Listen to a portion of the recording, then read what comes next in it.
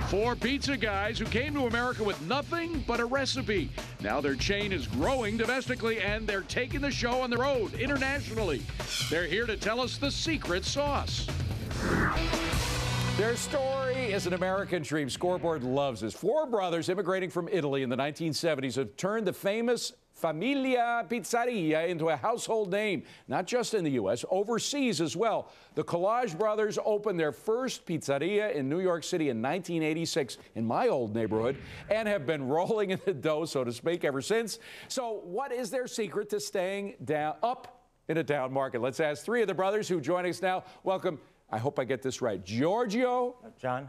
See, I knew it already because I wanted to say George, John, Paul, and Ringo, but John, Giorgio, and Paul. Of course. All right, Thank Paul, you. I want to start with you. Tell us about how you got into it. First of all, you were born in Italy? We were actually Kosovar Albanians who immigrated to Italy on the way to America back in 1969. So that's where the name Kolaj with a K comes from. It's Albanian. Absolutely.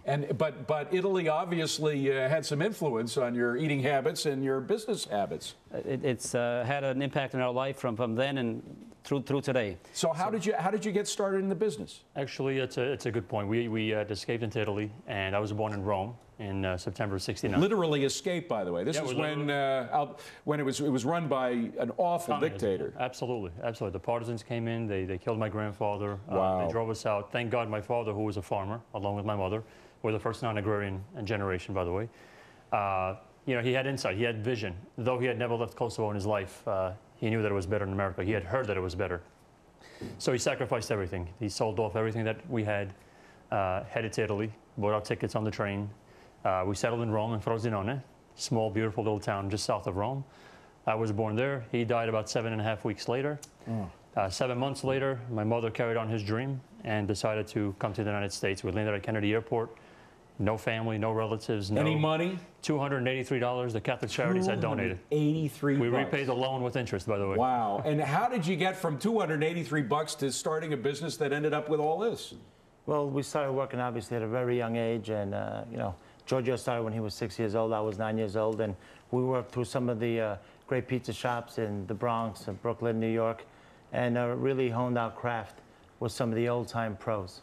Yeah, but Paul, tell us exactly how you've grown the business, because it's one thing to start with a little pizzeria. It's another thing to go international from that. Again, starting with $200 in your pocket. Sure, and a lot of it stems really to our culture of really just struggling through the early years. And as John said, we worked early on in our youth, and so a lot of that really has impacted the way we run our business today. And so discipline, hard work, really taking care of the customer and that experience.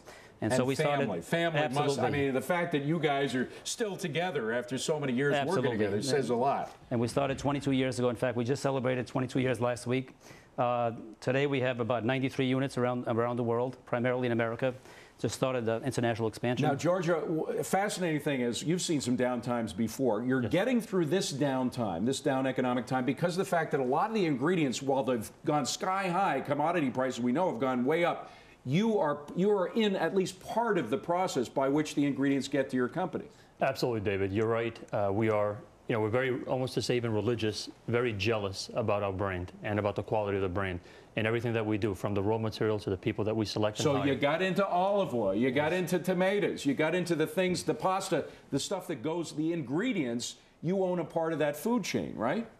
Absolutely. Even down to the water. We even bottle and ship New York water for the distribution throughout our stores in the United States for the preparation of the dough. We have to make it as close as possible, a baseline of quality that we have in. So does that give you, that must give you a hand up from a lot of other pizzerias around the country that have to rely on distributors of food, and they don't have any part in that part of the food chain? Definitely does, David. Also, we've been able to piggyback off a national distributor, so we go into their buying power as well.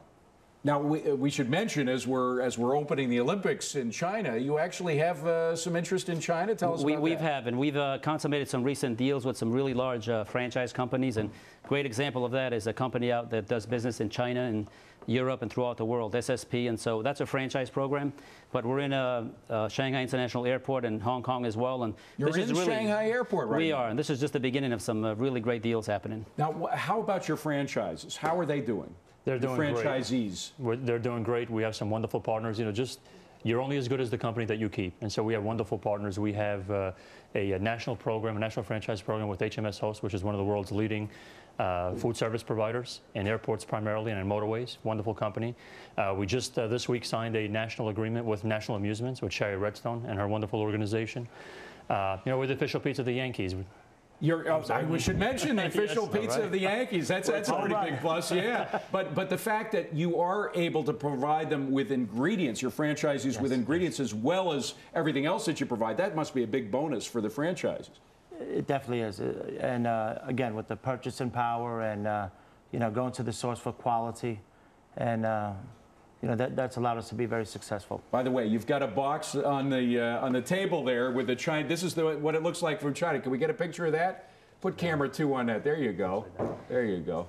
So that's what it looks like. Well, guys, congratulations. Well, thank you, David. By the way, you think we're going to get through this thing without much scarring, this particular downturn? Absolutely. We're Americans, and we're very proud. Absolutely. We will bounce right back. Yeah. By the way, I started 100%. delivering newspapers at the age of 6, just like you. So. Is that right? Yes, I did. How did you know that I did that? I read up a little bit. So. Oh, man. Good to see you all. Thank you very much. Continued Very success. nice to meet you. Thank you very much. Thanks.